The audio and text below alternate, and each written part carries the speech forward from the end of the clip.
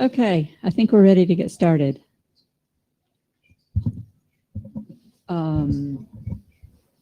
So welcome to the NTP Working Group.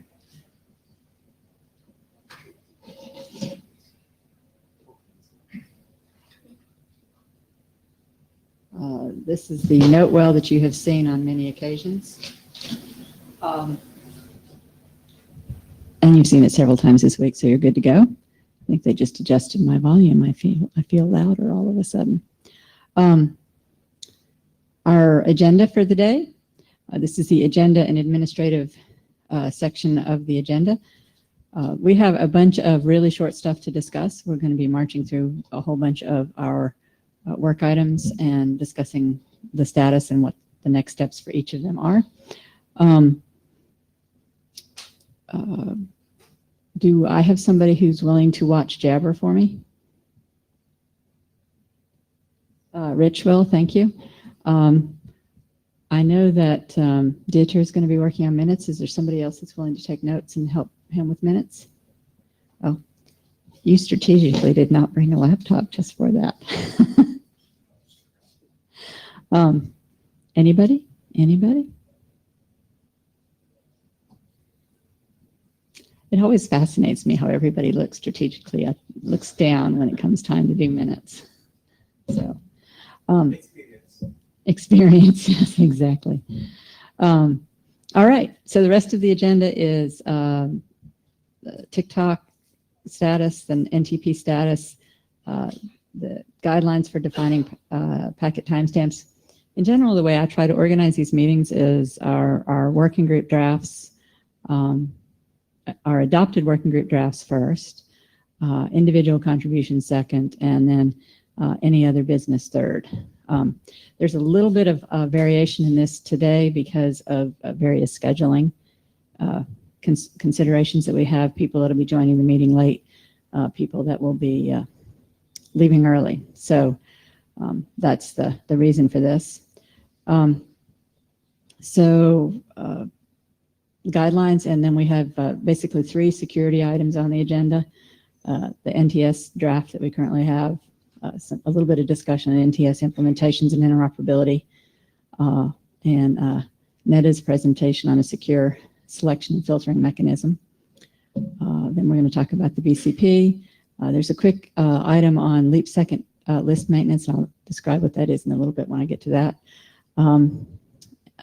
And then the rest of our documents, interleave modes, implementing time, ref IDs, the correction field, short extension fields, the Yang data model, additional extension field proposals, any other business, and wrap up.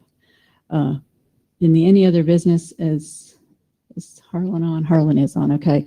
I didn't notice yesterday, but I saw today that there is an additional draft on the ref ID for leap smear, so we'll just talk about that briefly in the any other business section. So is there any agenda bashing? Nope. Alrighty then. So on the TikTok working group status, we have 2 documents that we are progressing. The first one being the Yang data model for 1588. And that has gone out for a second IETF last call.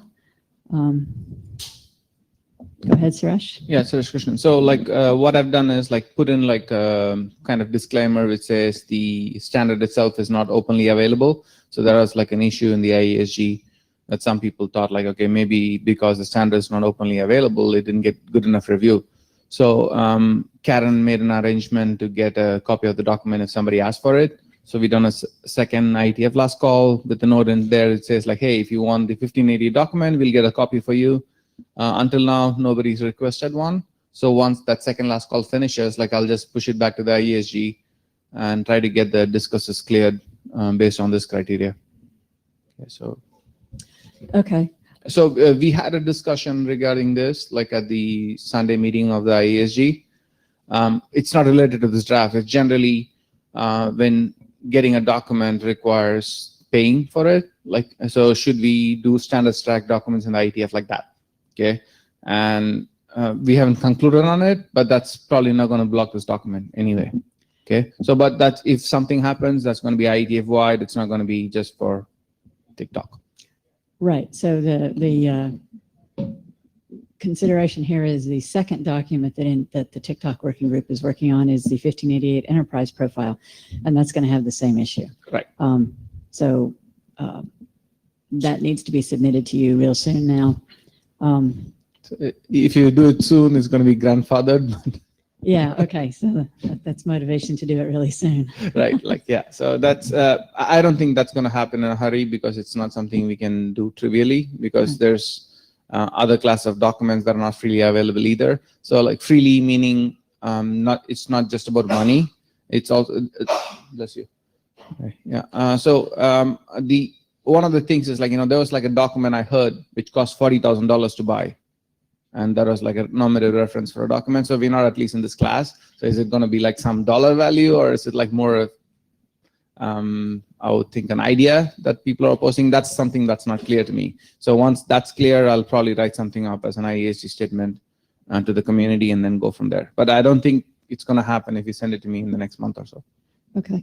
I mean, I do think from a philosophical standpoint, having access to the documents is a good thing. But then I also think from a good of the industry, good of the internet perspective, these other standards exist and we need to deal with them. Right. So, Exactly.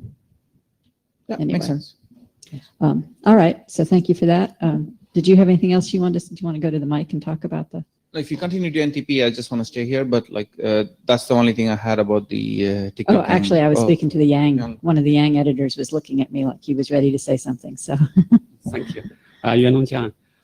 Just in summary, we have undergone young doctor's review of this document, and there's no technical issues found there, but just sentence need to make it clear. So we have a consensus how to revise it in the next revision. So that's it. Thank you. Okay, so so if the thing is like it's just a sentence as an editorial clarification, just send it to me. Don't even publish a new draft. I'll just put it as an RFC head note and pass it. But if it's something substantive, then run it through the working group. But if it's just like some clarification text, just send it to me. You don't need to publish a new draft. Yeah.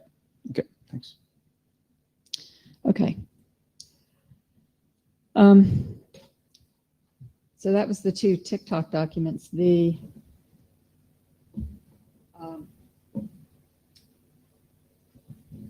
On the IETF, on the NTP, so that's it for TikTok. The intention right now is when we complete these two documents, we will close that working group and move all of the time-related work that we're doing to NTP, to the NTP working group. So on the NTP working group status documents that we weren't going to talk about today, the first one is the MAC document that has gone to the ISG. It's out for working group last call, or is it completed? Has it finished the IETF last call? Yeah. All right. I think it's like it finishes like next Monday, I think. Oh, that's right. I wrote it. So what I've done is I've extended the last call. So because the IETF week came in between, so I just extended it to make sure that people still had a chance to comment on it, because people usually say like, oh, don't run it through IETF week.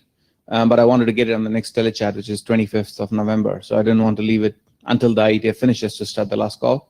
So it will finish, I think, the Monday after the IETF. Okay. Okay, so people can still get to comment on it. Like, so the period, 2-week period finishes, but I added a week for the IETF in between. Okay. So it's on the telechat on the 25th, the first telechat of the IETF. Okay. Excellent. Okay. And I already ran it through the SecAD before, like kind of explain the why choice of algorithm was the question they had, and I already ran it through them. So shouldn't be a major issue, but. So it should move forward. Right. I think the only question that might come up is the backward compatibility. Like, how do we figure that out? Right. That's probably something that might come up. Was it? Okay. Okay. Yeah. Anshul said it's addressed with agility.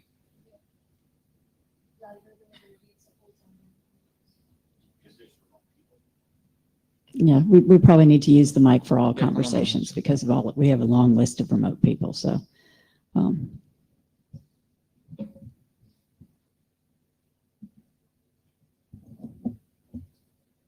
NTP supports algorithm agility, so that was addressed, I guess, in the document. So I don't think that should be a problem. Okay.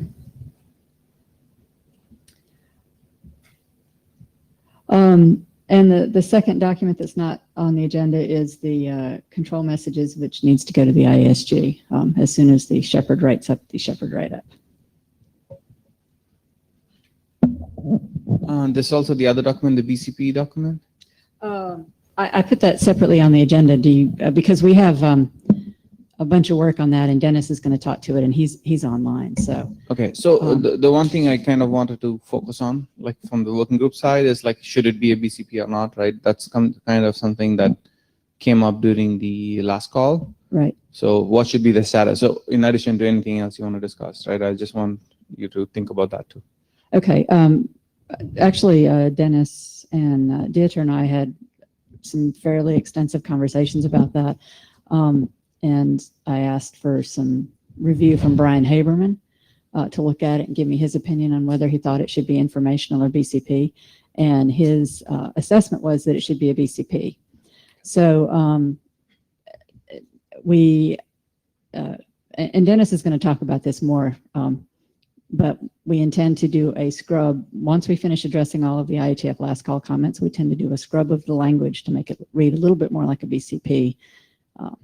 I think the comment from somebody was to get rid of the wishy-washy language. That's fine. I think there was like something in the metadata that kind of made me think it was an informational. I think it was either the Shepherd write-up or the Shepherd. Okay. The Shepherd write-up might have failed on that. Okay, perfect. Thanks. So that was my fault. I indicated in the Shepherd write-up it was informational because I wasn't paying attention. In my head, a BCP is informational, but it's actually not technically informational. it's what is it? The all caps versus the little. So anyway, we'll talk about that more when we get to that point in the agenda.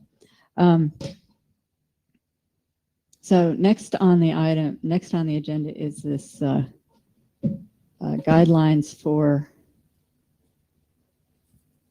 defining packet timestamps. This still doesn't quite. Okay, thanks. My name is Tal. I'm from Huawei. This draft is joint work with Joachim Fabini and Al Morton. The goal of this draft, there are two goals actually, and it's intended for people who design network protocols that require the use of packet timestamps. And the goals are, first of all, to define a set of recommended timestamp formats that you will typically be able to choose from.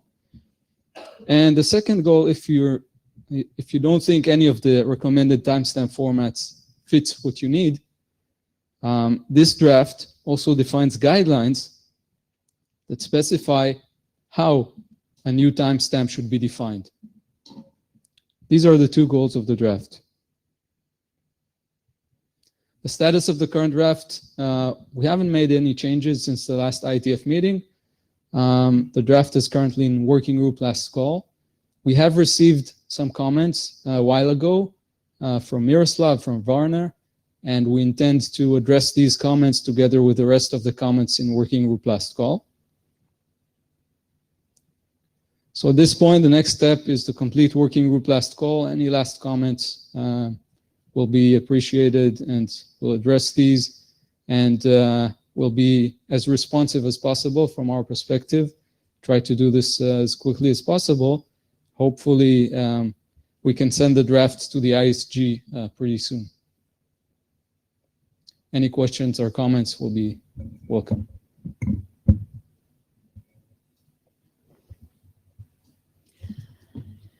Okay, thank you. And for those of you paying attention, actually the working group last call notice went out about an hour ago. So it is technically in working group last call. I did extend it through the end of November because both this is IETF week and the Thanksgiving holiday coming up. So, and I expect coming out of this meeting, we're going to do a couple more working group last calls and run them in parallel, and we'll run them all until the end of November so that we can keep track of what's ending when. All right. So next we're going to talk about NTS.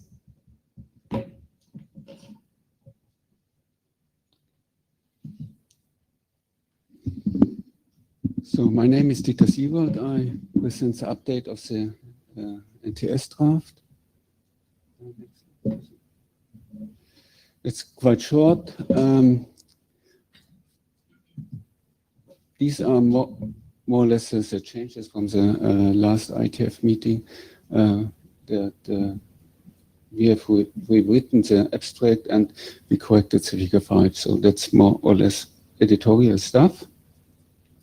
The draft is from the point of the authors. We all agree that the draft is now ready to be submitted to working group last call. So that would be the next step. That's it. Any question or comment? Just to be a tad bit clearer, a tad bit more clear, we had a draft. We did the hackathon event in March. Based on that, we fed all the feedback into the document. And then in July, we had another set of excellent contributions. And at this point, all of the authors agree that the document's ready to go to working group last call, right? Is there any objections to this going to working group last call? Daniel Franke on Jabber wanted to know if you were going to talk about 12 to 13 because not everyone goes to the interims. 12 to 13, that was the introduction of the contribution from the Swedish guys, from Marcus and Ragnar. Right. So if you look at the draft IETF Densare NTS, then basically it was incorporating the changes they suggested there into the core NTS specification. Because of the way the document was done, it's a little bit hard to parse it because you can't really do a diff. I mean, you can do a diff between the two versions of the NTS document, but you can't do a diff between the Densare and it. So, is that Daniel? Does that answer sufficiently what you wanted to indicate about the difference between those two drafts?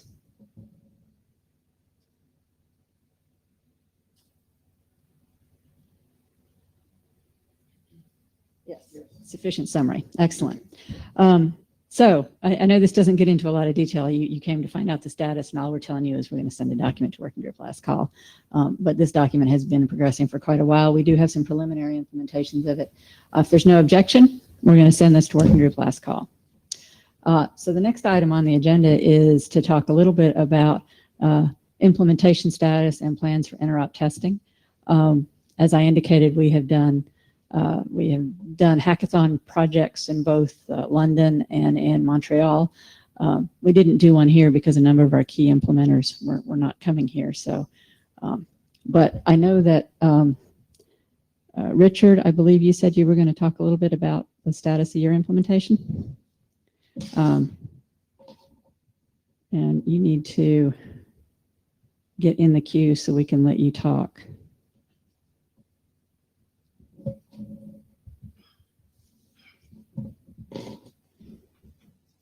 Are you there, Richard? I actually don't see our queue either. How do we see the queue?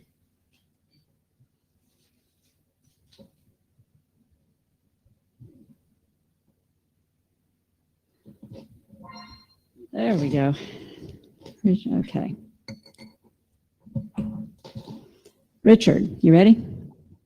Yeah. I just had never actually joined the queue before, so I wasn't sure what button to push. The short version is that last week we were able to demonstrate partial interoperability with Martin Langer's implementation. And there are some bugs which we are going to correct in order to allow full interoperability testing with Martin's version. But we are expecting to release that version for testing purposes in the very near future.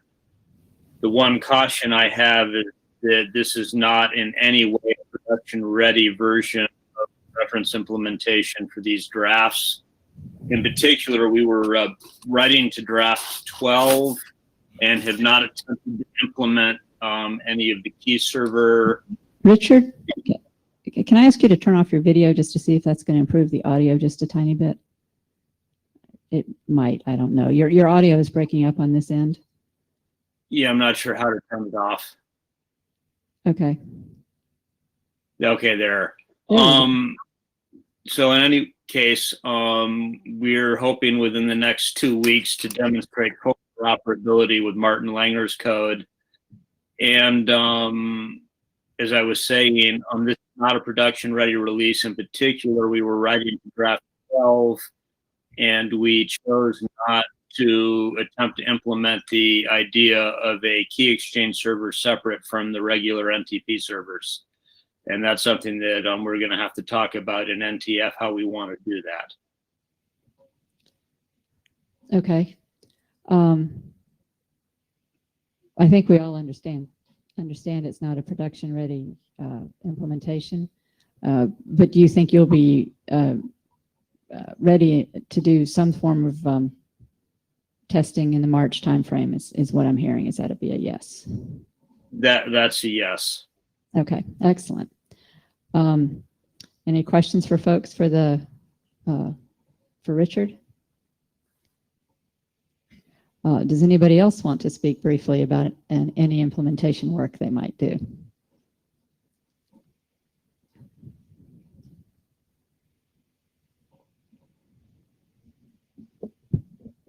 Anjal Malhotra. I am planning to do an implementation for interoperability testing next in the next IETF, specifically in Go language. So if someone is interested in contributing, please let me know. Also, I think, Karen, we're going to announce some mailing list that probably will help all of us coordinate what's going on the implementation. So, right, we were going to set up a mailing list just for different people working on implementations to coordinate.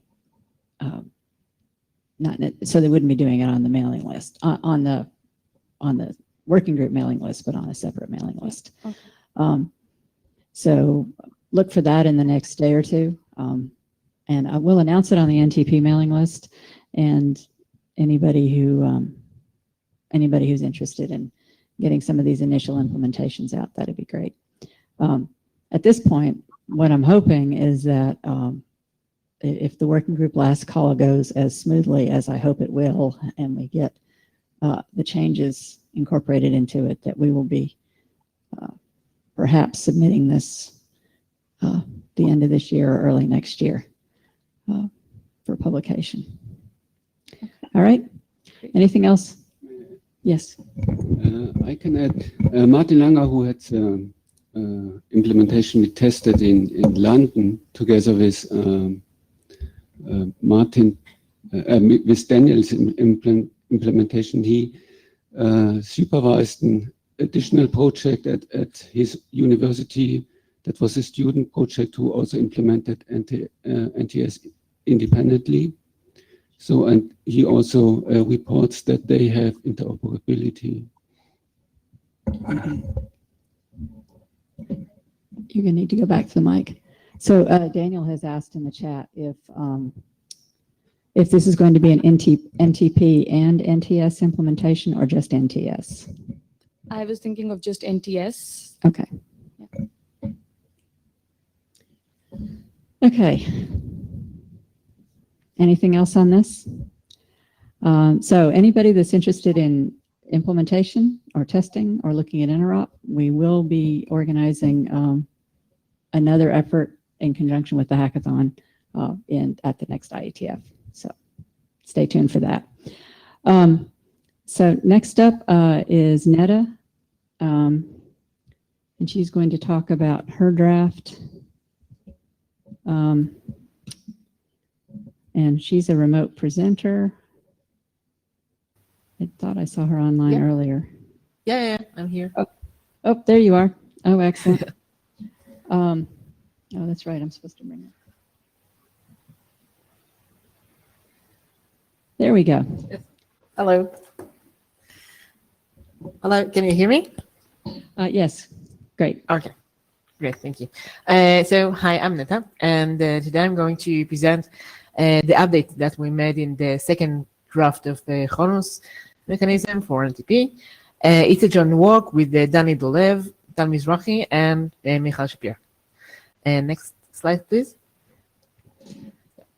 So a short reminder is that we consider the following treat model, where we assume that the attacker have full control of a large function of NTP server in the pool, say quarter. And we also assume that he can both decide the content of the NTP and at the timing where the response are going to arrive to the client. And of course, we assume that he is malicious and try to shift the clients. Excuse me? No, it's okay. No. Just a moment. Can you back? Yeah, okay, thank you. In this illustration, we can see that the client gets both the good sample and the bad sample, but he can choose to use a shift time samples. Next slide. Yeah. So Chronus architecture is built on several ingredients. On the one hand, we rely on many NTP server. We generate large server pool, hundreds of servers per client in order to raise the threshold needed by the attacker. And on the other side, we create only few of them that are randomly chosen in order to avoid overloading the NTP servers. And finally, we use smart filtering in order to remove outliers and make it hard to the man in the middle to contaminate the chosen samples. Next slide, please. So in our new draft, we address the trade-off between precision and security. Chronus uses a greater variety of servers that are changing over time. It also avoids the NTP filters. This allows us to achieve provable security guarantees. However, it can also affect the precision and the accuracy. This effect is bounded by Chronus omega parameter, which is in default 25 milliseconds. This parameter expresses the time diversity between good samples and their distance from the UTC. Since it is not accumulated, a time diversion of 25 milliseconds, it's insignificant for many applications. For the other application where precision and accuracy are critical, we suggest the hybrid approach, where by default, NTP updates the clock, but when we face a threat or there is an evidence of attack, then we can use Chronus time. Next slide, please. So far, we got mainly two suggestions of how to combine Chronus and in the current NTP. The first one was to run Chronus externally and gather data, statistical data over a malicious server in order not to use them or avoid using them in the NTP. The second suggestion was to use Chronus as a new filter inside the NTP. We thank Dieter and Greg for the useful discussions. And next slide, I think this is it. So thank you, and I can take questions now.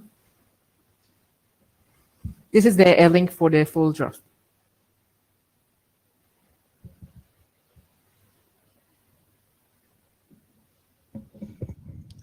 Questions from anybody in the room?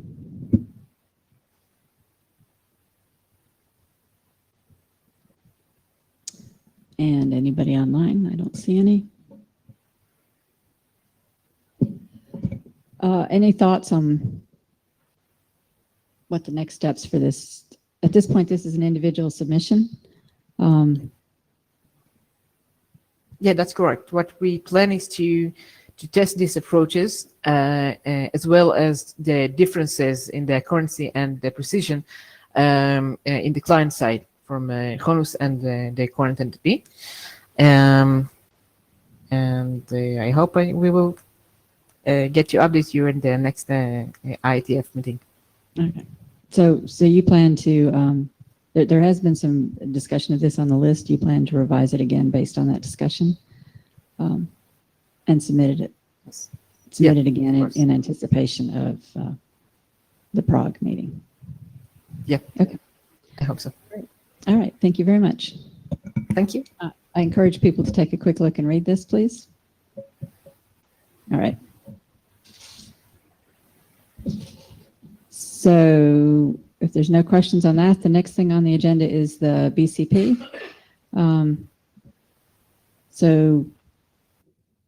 The BCP has gone out for IETF last call. The mailing list will have seen a lot of the traffic on that. Dennis, do you want to talk about what's been done to address all of that? I think you're going to have to, oh, there we go. Go ahead. Hello, can you hear me? Yes. So, so I'm sure you've all seen a lot of the traffic on the mailing list. That's discussing the last call for the BCP. There were several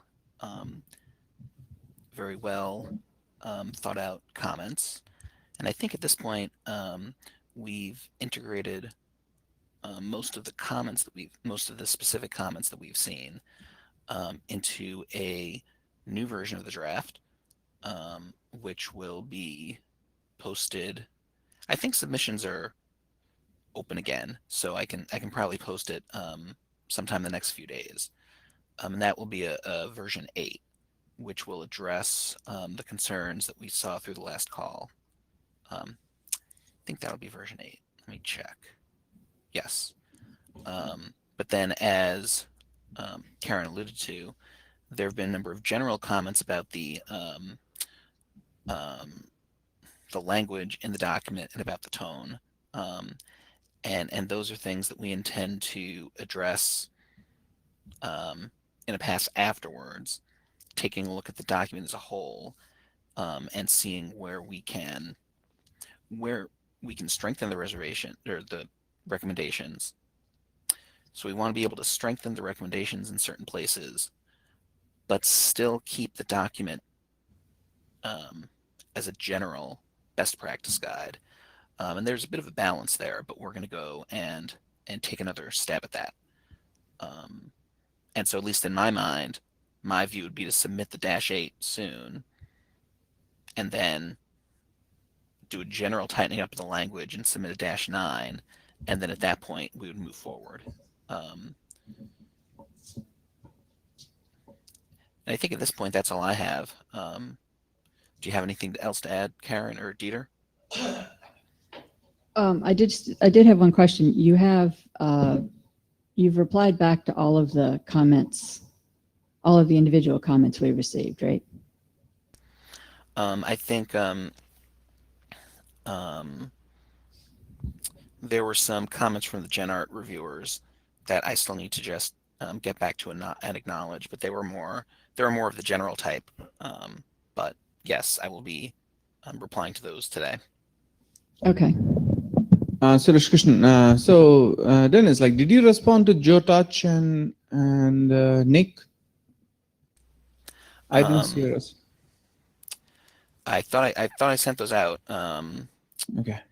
I didn't see something passing by, but just check. If you did, that's fine. I'll go check again, but I didn't see the response to those other ones. I saw the response to Tom Petch, but that's all I saw. Right. I can just make sure that I see that. Yeah, I'll go through and make sure that they all got sent out. Yeah, no worries. Okay, thanks. Yep. Okay, so submissions are open, Dennis, so you can submit the revision. Do we have a time frame for the revision? We've got the revision that's going to go right away, and then there's the next one, and then the next one is when we'll go back to the IESG and say, okay, we think we're done with all the last call comments. Do we have a time frame for that next one? I'm hoping to have that in the next week or two. It really depends on my schedule, and when I can make time for it. I've been very busy the last few weeks, and that's part of the reason why it's taken as long as it has. And so I apologize for that, but I do want to push to get this done. Certainly, certainly before the end of the month, but I'm hoping well before then. Okay. Suresh is heading back to the mic. Yeah, Suresh Krishnan. So, Denny, just to get an understanding of your schedule, right? So let's say like we get this wrapped up soon. If I throw it on the December 6th or something on a telechat, would you be able to be responsive around that time? Yes, I hope to be. Okay. So when you say responsive by that time, you mean we need to have finished this update and the next update prior to December Right. 6th? If I throw it on IESG, well, the other people are going to throw in positions and kind of like try to see if you can do a rev before the holidays. That's kind of what I was thinking. Okay. Otherwise, it gets kind of loses the momentum after the holidays, and it's hard to get back. Right. So the I guess my point to Dan, in order for it to be effective on a telechat on the 6th, it really needs to be wrapped up like a week before Next that. 2 weeks, yeah. Okay. Yep. Yeah, I think we can accomplish that. Okay. That would be fabulous. Okay.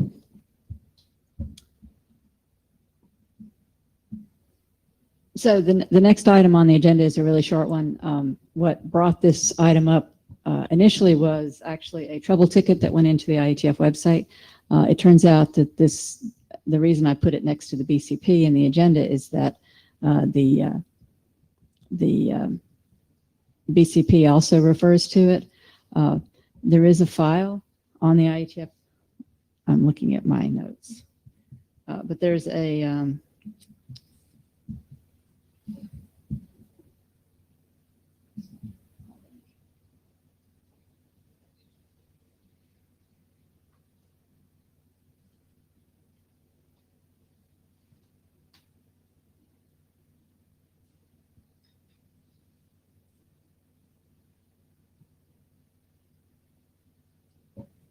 there's a file on the IETF website, which is a file for leap seconds, and that file is currently maintained by Julie Levine.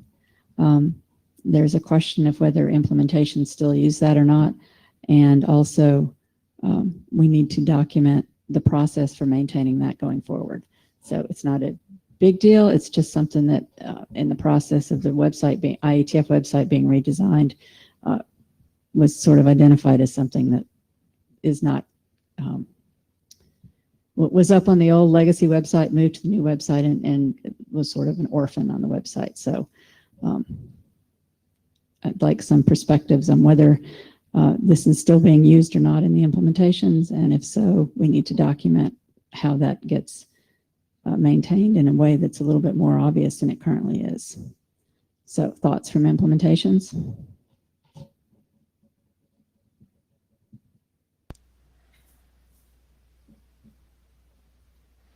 Hi, Karen, can you still hear me? I can still hear you.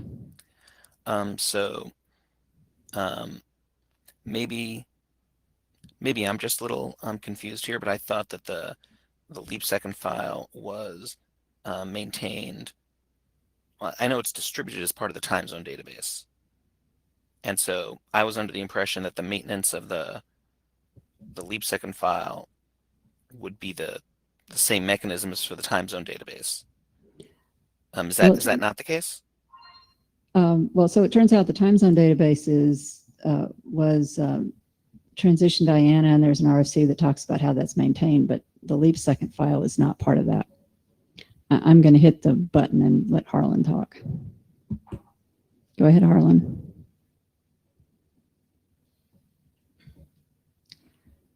Or perhaps Harlan. Harlan, we can't hear you if you're speaking. Are you muted?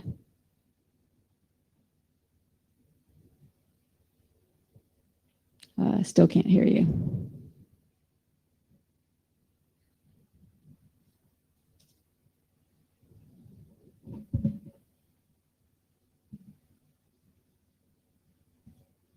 Harlan, you're out of the queue now, so I'm assuming you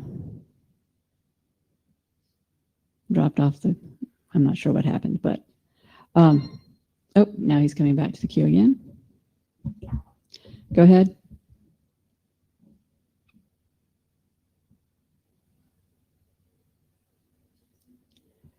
And we still can't hear you, Harlan.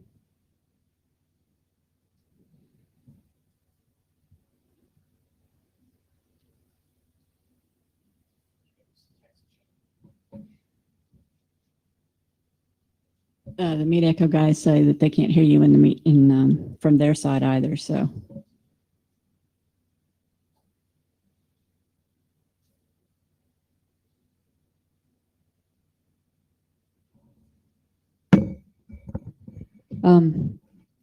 I see Martin Bernicki has added something into the chat. And now Harlan is yelling at us. So Martin says that, in fact, the leap second file is retrieved from a time zone database file, and it's included for completeness. I think that the key is there's this one file on the IETF website that does not appear to be maintained as part of that. And I think what I'd really like is a couple of volunteers to help me clarify if there's something that needs to be updated somewhere, if this particular file is still being used, and how to do that. So if, Martin, if you understand.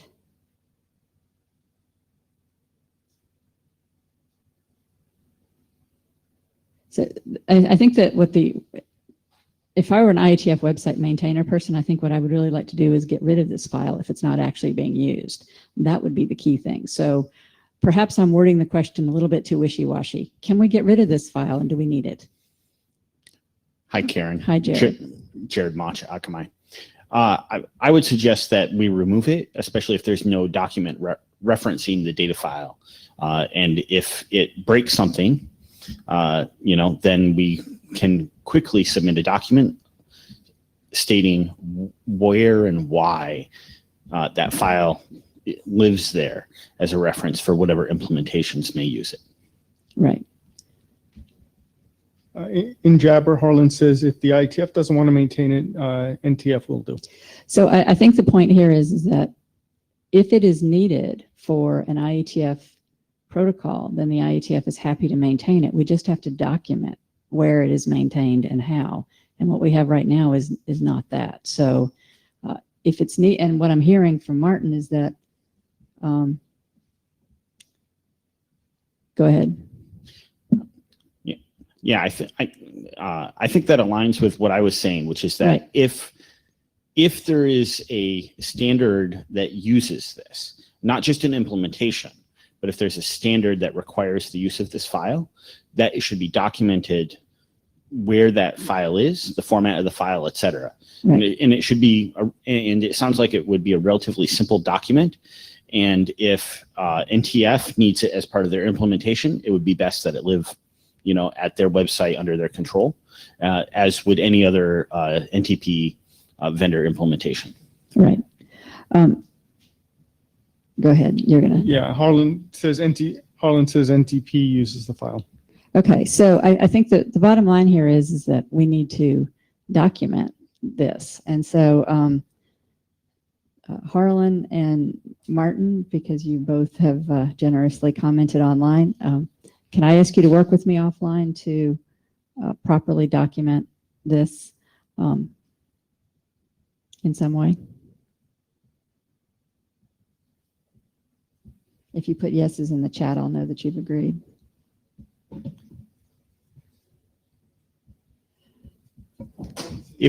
I'll say, if we don't have a working group document or an IETF document that references the file, I believe it should be removed. Right, and I think the minutes will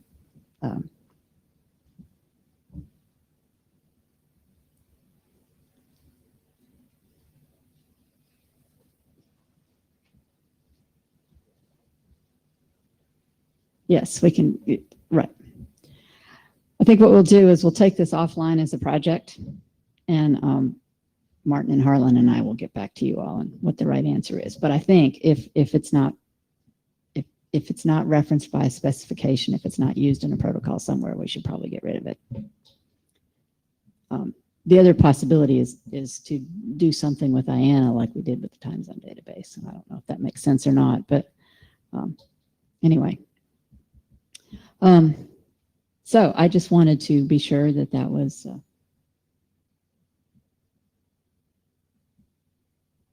Right. So we'll add Dennis to the list of people that are willing to help on that as well.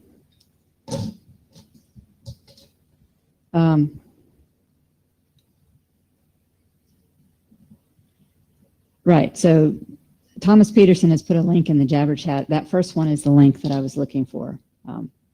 I thought I had put it on the minute in the agenda slide, but I didn't. I really don't think this is a very controversial issue. I think it's really simple. I think it's just a bit of housekeeping that needs to be done. And that housekeeping became more obvious when they did the website transition. So it's just something that needs to be cleaned up. So, alrighty. So next on the agenda is NTP interleave modes.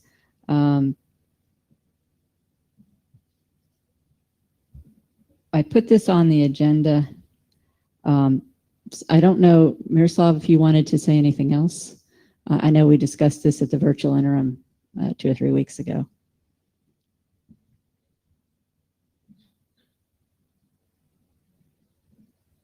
I don't see Miroslav in the queue.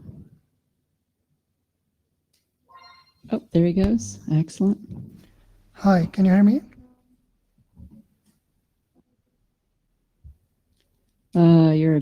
You're breaking up a Just bit. a quick Go ahead. update. There were no changes in the document, but there was an issue raised on one of the previous meetings that not breaks the client server interleave mode. I don't think that is an issue, and I have posted links on the list to a minimal implementation that I think demonstrates that this is not really an issue. And I think it also shows that an implementation of this protocol is quite simple. So hopefully people won't be afraid of it.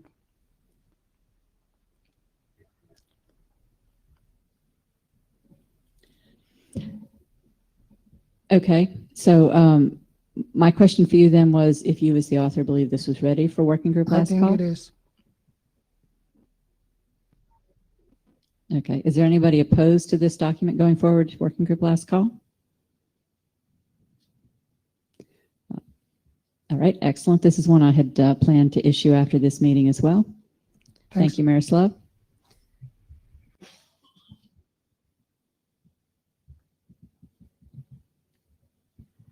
Okay, next is Anshal on implementing time. This is where we're going to test fate. Oh, wait. Yeah, the comment from Harlan, it requires the server to maintain state for the client, if I understand this correctly. So maybe. Miroslav, did you want to respond to that while Anshal's getting set up?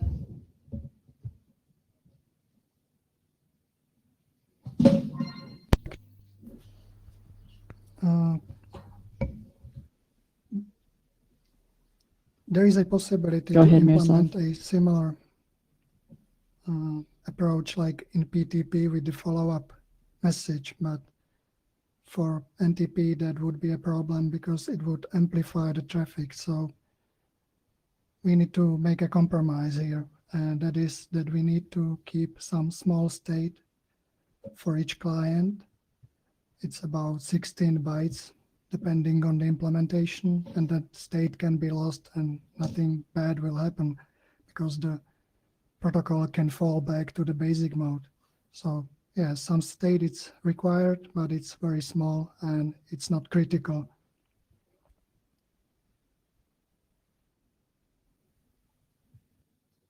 Okay. All right. Anshal? Hello, everyone. Today I'm going to talk about something on implementing time. This is the second draft that we submitted, and we have made changes based on the comments on the previous draft. And this work is jointly done with Christoph from PTB, Martin Huffman from OpenNet Labs, and Willem from NLNet Labs. So the motivation behind the work. So we cannot understate the importance of time in today's digital systems. So functionality and security of all the applications hinges on some notion of time. And for the implementers who implement these applications that rely on time, they have to choose from multiple clocks that are available on digital systems. And the problem is that these applications choose one of these clocks, but are oblivious to the implications of choosing one or the other clock for implementation. So the main purpose behind the document is to provide some guidance to the implementers about the trade-offs of using one or the other clocks available on the systems. So what should you expect from this document? So first, this document will, in this document, we explain different kinds of time, different kinds of methods that are used by different applications to express time. We then talk about how digital systems keep time, that is the different kinds of clocks that are available on today's digital systems and their properties. Then we discuss the trade-offs of using one or the other clock, or one clock over the other for different applications. And we hope that this will provide some guidance to the implementers to make an informed choice while implementing applications that use time. The non-scope of the document, what you should not expect from this document, what this document doesn't address, is that in all the discussions in this document, no discussion in this document is specific to architecture of any PC or any other device. Nor is it specific to any operating system. Okay.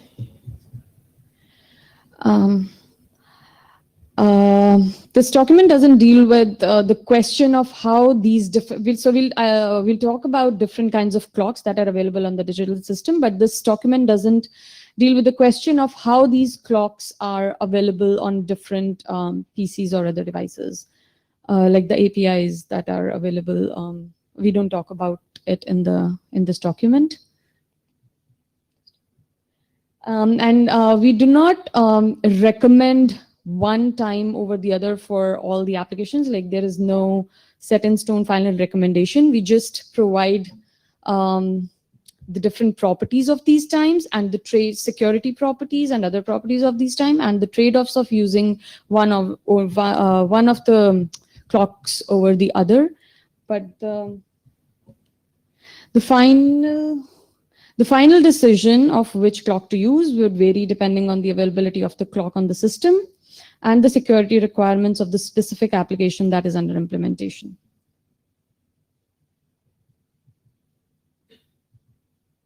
Okay, so now I'm going to talk about, and for the rest of the talk, I'll talk about how different applications express time, how different digital systems keep time, trade-offs of using these two, native versus world time, which I'll define in a moment, and then current implementation approaches towards implementing time in different applications. And then this document contains some APIs available for accessing different kinds of clocks on POSIX and Windows operating systems.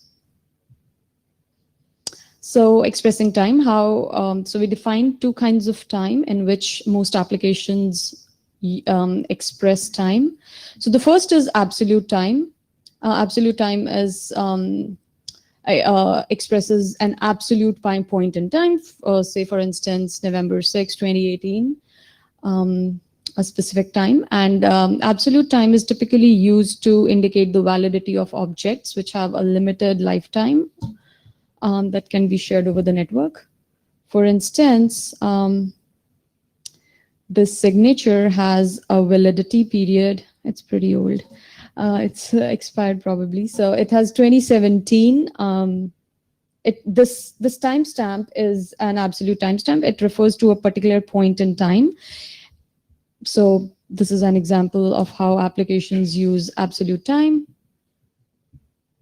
Then we have some applications express time in terms of relative time, which is a measure of the time interval that has passed from a fixed reference point.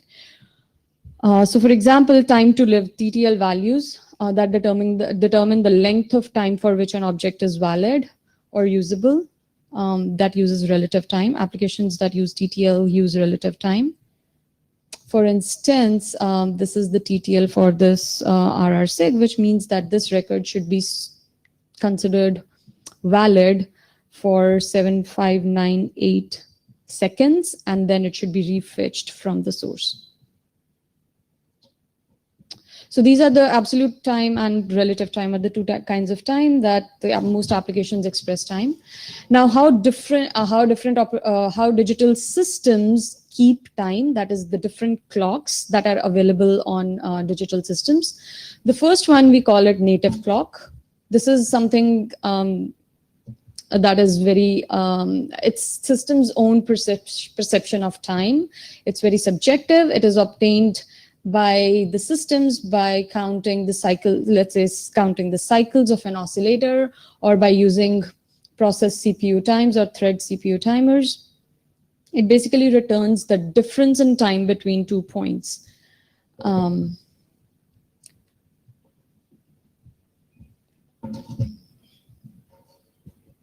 what are the properties of this time? It is monotonic. It would always go in one direction. It is immune to vulnerabilities from external time sources. It is not affect. It cannot be set. This time cannot be set. It cannot be set manually or from other external sources of time. Since it is not, it cannot be set. Its quality depends on the stability of the oscillator or CPU timer of the system. And there is clock drift, of course. Clock rate may vary. The clock rate of this time may vary from that of other systems since it is not adjusted for by any external sources.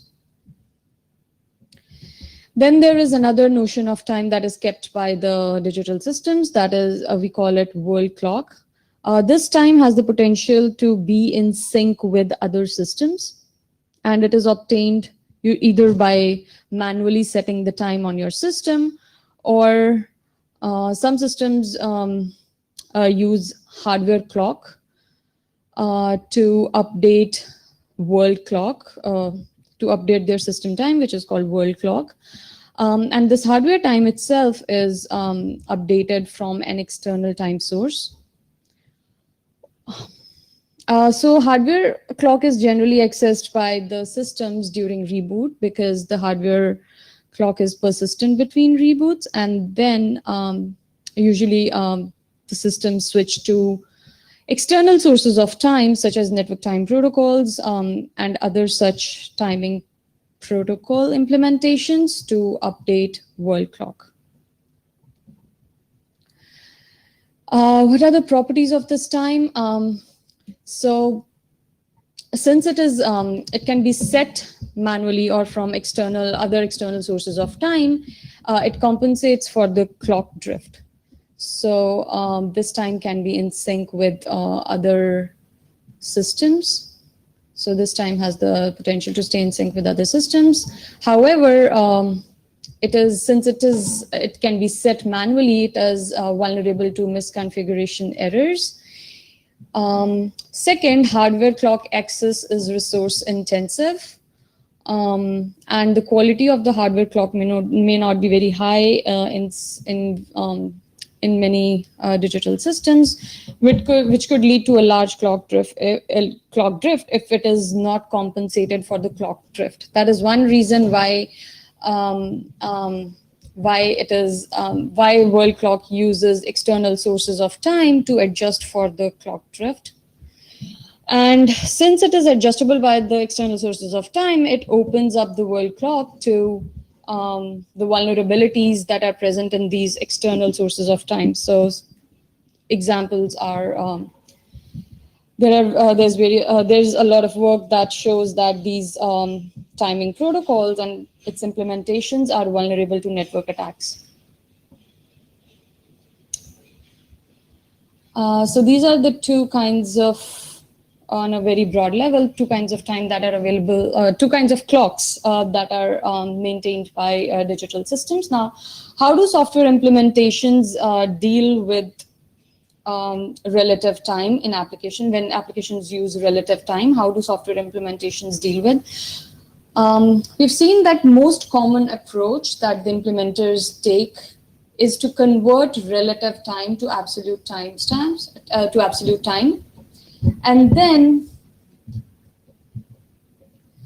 this absolute time is compared with the current system time, which is the world time. And the problem is that this time, as I said, can be updated by external time sources. So it's vulnerable to all the vulnerabilities that are present in these external time sources. So, so there are other possible implementation approaches that can be used. However, in case of absolute time, there is no other option but to use the world clock.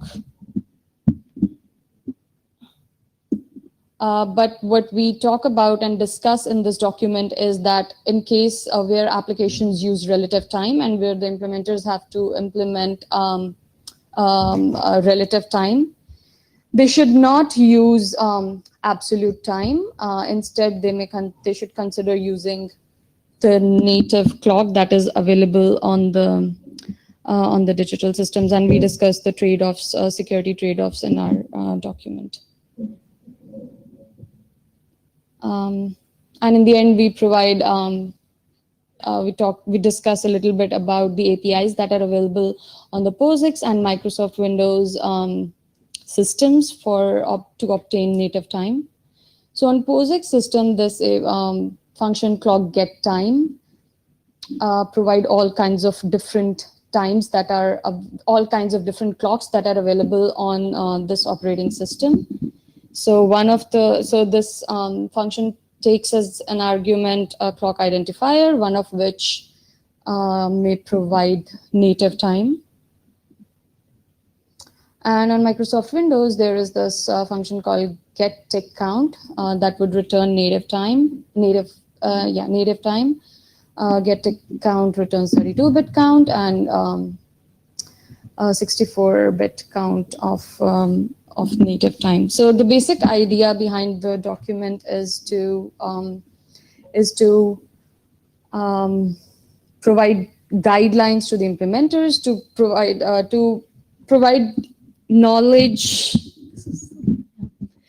to provide knowledge about the trade-offs of using one or the other, trade-offs of using absolute or native time or native time or absolute time for different applications, but the ultimate choice will be made by the implementers depending on the kinds of clocks available on different systems and the specific application under consideration.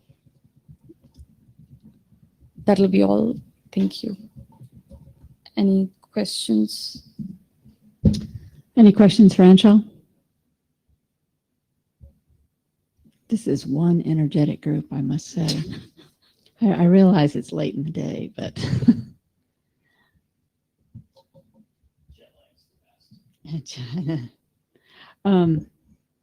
okay. So this is the second.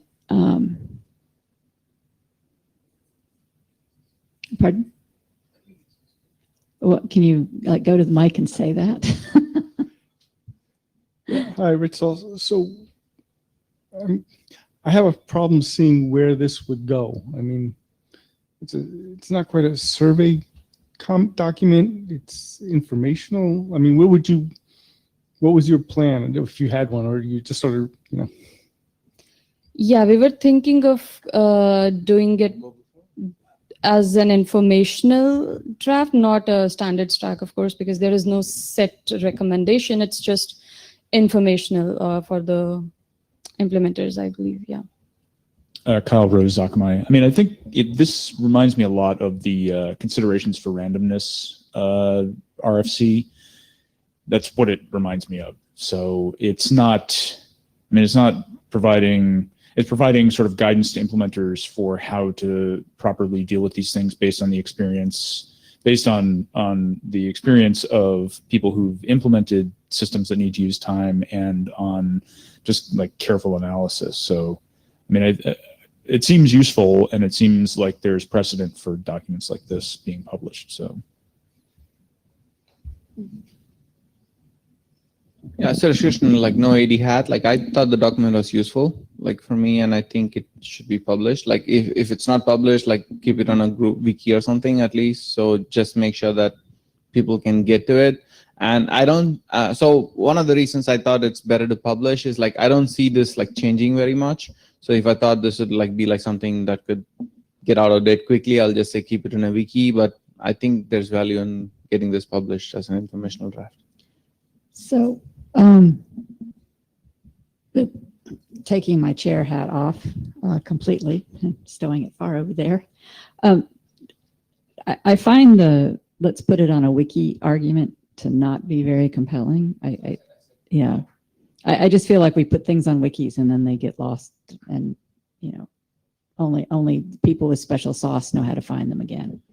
Yeah. So again, Suresh again. So one of the reasons people say put things on a wiki is like things are dynamic. So one of the things that went actually from RFC to wiki, right, is the TAO of the IETF or DAO of the IETF, depending on how you want to say it.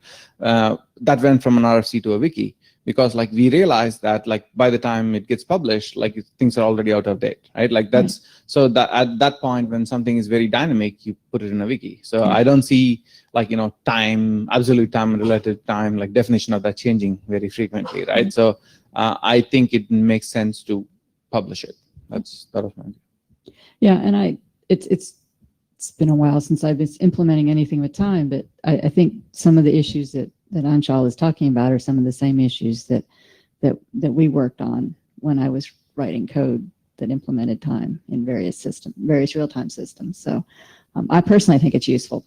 Chair hat completely off. So, all right. So I think then with that, is anybody opposed to us doing a call for adoption on this document?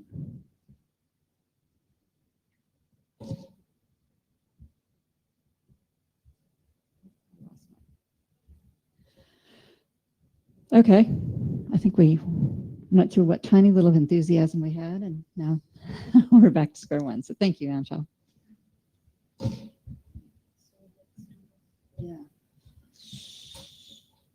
Yeah. So the next thing on the agenda, we don't have any slides for, and it is the RefID updates. I don't know, Harlan, if you wanted to speak at all to this. While we're waiting to see if he's going to get in the queue. This particular document started out as 3 different proposals for RefIDs. I asked them to combine all of those proposals into one, and then what happened was that 2 of those proposals were pretty solid, and the third one was more controversial. And so what we wanted to do then was to pull them back apart. I asked them again to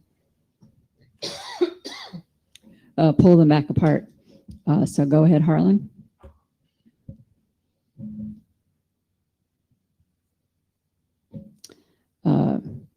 You're not speaking.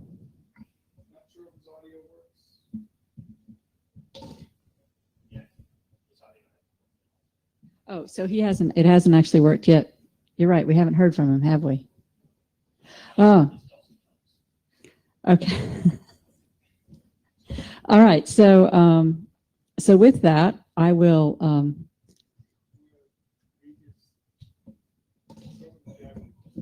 yeah. Okay. So, oh, that's Meet Echo talking to him. So, Mike.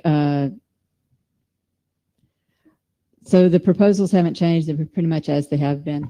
I asked Anshul to take a quick look at this for me, and make sure that the original 2. Wow, I'm drawing a complete blank. One is I do, and the other one's an IPv6 something. I'm drawing a complete blank. This is embarrassing, but anyway, there's two RFIDs. They haven't really changed. We pulled out all the leap smear stuff, which was controversial. And so at this point, I think this document is also ready to go to working group last call. It's been here for a long time. And when we pull out the leap smear stuff, it's pretty stable. So is there any questions or comments on this going to working group last call? Now, one of the things I'm doing by putting 3 or 4 documents out for working group last call is we have a bunch of stuff to read and comment on. We really need people to read and comment on it in a timely manner. Submitting working group last call comments 2 months after it's completed working group last call is not necessarily helpful. Okay, so with that, if there's no opposition, we will go ahead and send the RFID updates out to working group last call. Excellent. The next one is the NTP correction field. Miroslav, did you want to say anything about that one?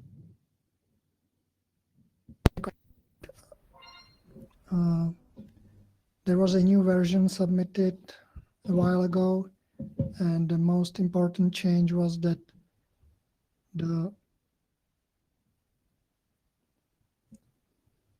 Can you speak up a little bit, Miroslav, please? there was a new version submitted, and the main change was that it now uses the format of the PTP correction field to allow some existing hardware to support this NTP correction field, so they don't have to support 2 different timescales. And the PTP correction field is using nanoseconds, and so this feels a bit foreign in the NTP protocol, but I think it will make it easier for implementation. And yeah, I think that's it.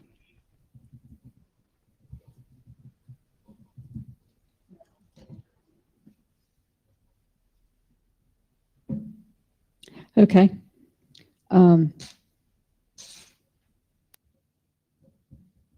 So at this particular document, we were looking to do a call for Yes, adoption on, if I recall correctly, right, I Miroslav? wanted to hear from Tal. I'm not sure if he had a chance to look at the new version. He had some useful comments before, so I would like to hear from him before we put it forward.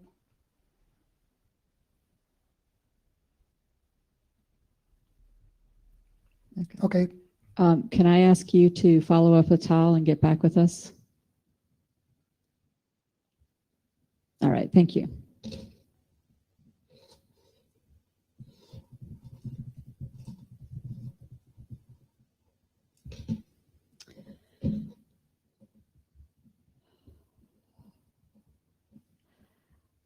And the next one is the NTP v4 short extension fields. This is also Miroslav. Okay, this is a new draft that was submitted about a month ago.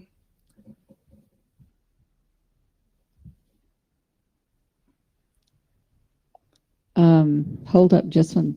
Okay, now try again, Miroslav. This is a new draft that was submitted about a delay. month ago Go ahead.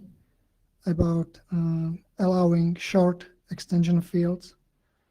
It's basically the idea that I proposed several times on the mailing list and didn't see much opposition, but I'm not really sure what people think about this. It's the main idea is that it's compatible with RFC 7822, and there is no ambiguity in parsing. These are the 2 main points, and it allows shorter extension fields to be saved in a NTP packet with MAC and everything together, and don't waste much space on padding, because 7822 requires padding to prevent ambiguity in parsing, and this proposal gets around that by packing multiple extension fields together.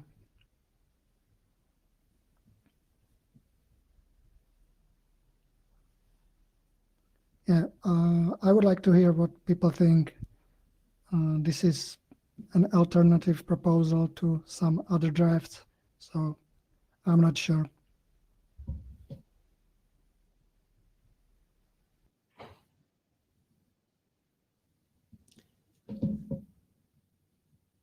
Okay. So I believe what you are saying, it's an alternative proposal to the one that Yes, that Harlan had earlier, correctly? Correct? Okay.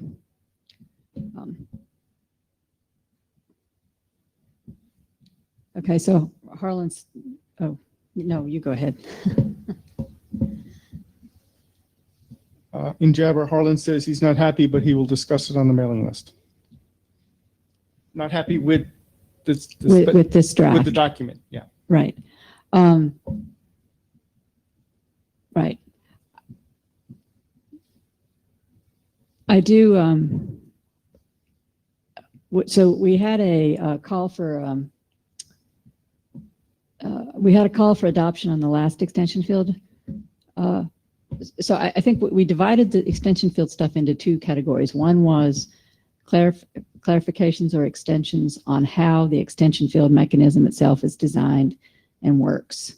And then the separate thing is proposals for new types of extension fields.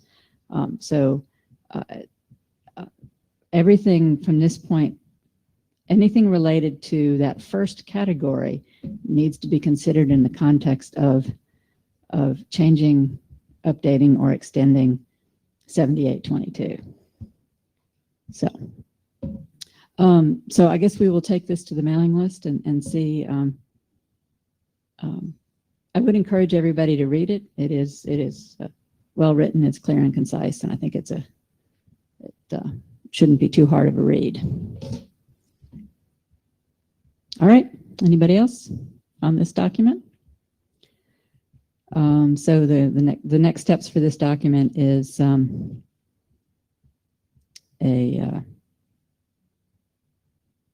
it's further discussion on the mailing list. Thank you, Miroslav. All right. I don't know if he made it here yet. He was coming from another meeting. Yang data model. Let's see. I don't see him in the room. So we will come back to that. The next agenda item is actually going to be a little bit tough to do if Harlan doesn't have audio. There are currently 4 drafts for extension field proposals. These extension field proposals are intended to be the guidance given thus far is they need to be compliant with 7822. They are extended information IDO, last DF, and the suggest RefID. So has anybody read any of these at this point? I realize that most of our active participants, or a number of our active participants, are online. This makes it a little bit tough to do.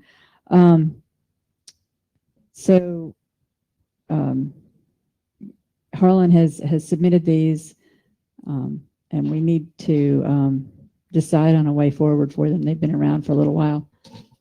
Go ahead. He says, not sure what I can say about these. The content is unchanged, and any extension field proposal I've made supports padding that makes it 7822 compliant.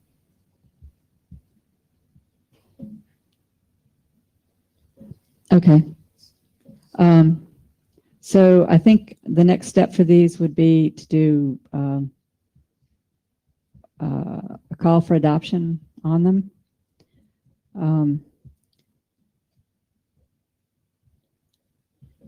I would like to look to see if I can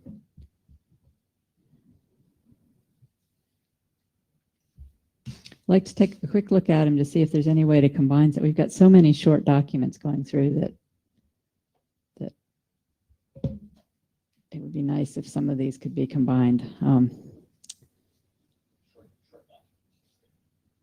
Short documents are great. Okay.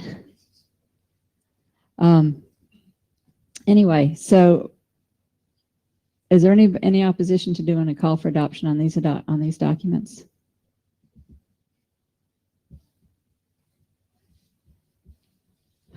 I saw his comment. All righty. So I don't see the Yang guy here. I know that he had a conflict in another meeting and was presenting in that meeting. So this, and I'm pretty sure I can cover what he needed to cover. We have an NTP Yang module. We asked them to do an early. Did we just do the call for adoption, or are you planning on doing it, or? I do all the calls for adoption on the mailing list, so I will do it on the mailing list. So, especially given the number of active, a lot of our people aren't here, so I really wish Harlan's audio was working. There's a little bit more spirit in the meeting when we actually can hear people.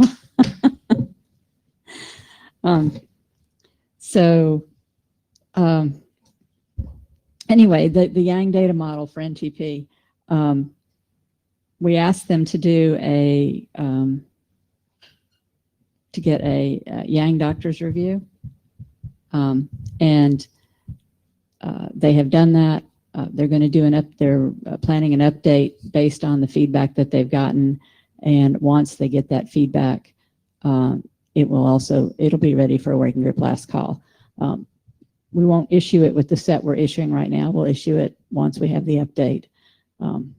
But the review they got was the only real substantive issue, not substantive issue, but the only real issue that they weren't exactly sure is the question about how much detail to put in the descriptions. Should the descriptions be really short or should they be longer? And so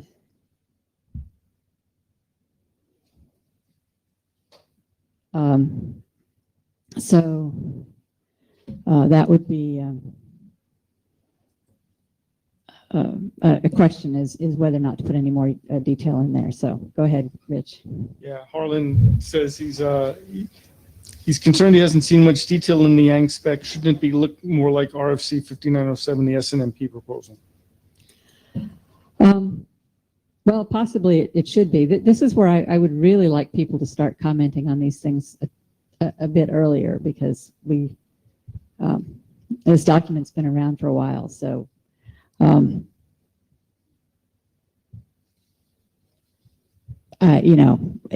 I guess I would wait. I would ask implementers where it should be, but that would probably be an excellent comment to make now, sooner rather than later.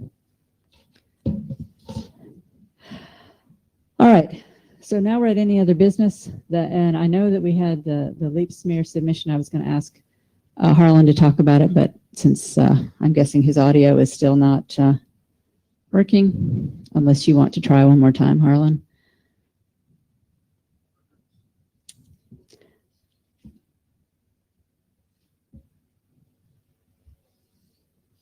I don't see him in the queue, so I guess he doesn't want to try again.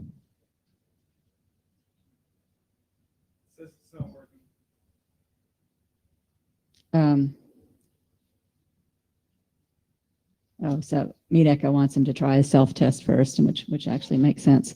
I will point out the MeetEcho actually provides a number of tests for folks to try in advance to make sure that their audio and video is working, and that's really helpful. I know it's not a tool that a lot of people use every day, but it and I know that the MeetEcho, I've actually driven MeetEcho guys crazy on a couple of calls where I've had problems, but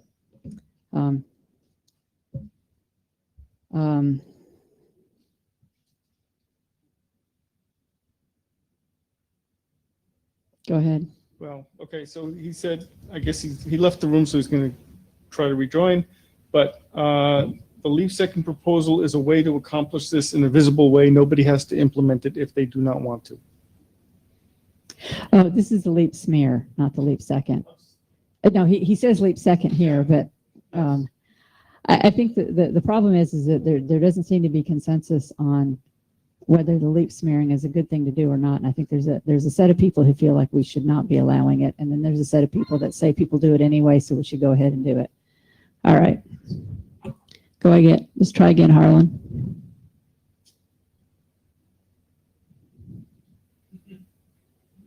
Nope.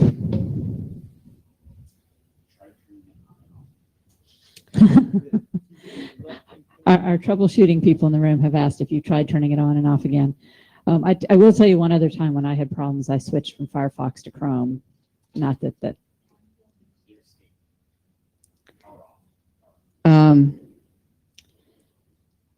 Harlan says the mechanism is separate from the policy. The mic is still not working. Yes. Okay.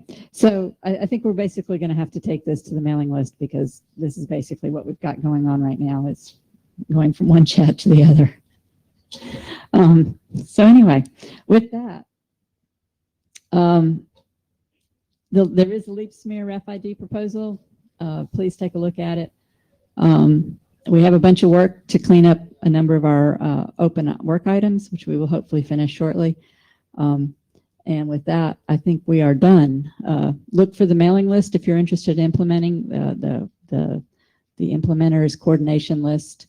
Look for a hackathon effort doing interop testing and implementation of NTS in the March timeframe.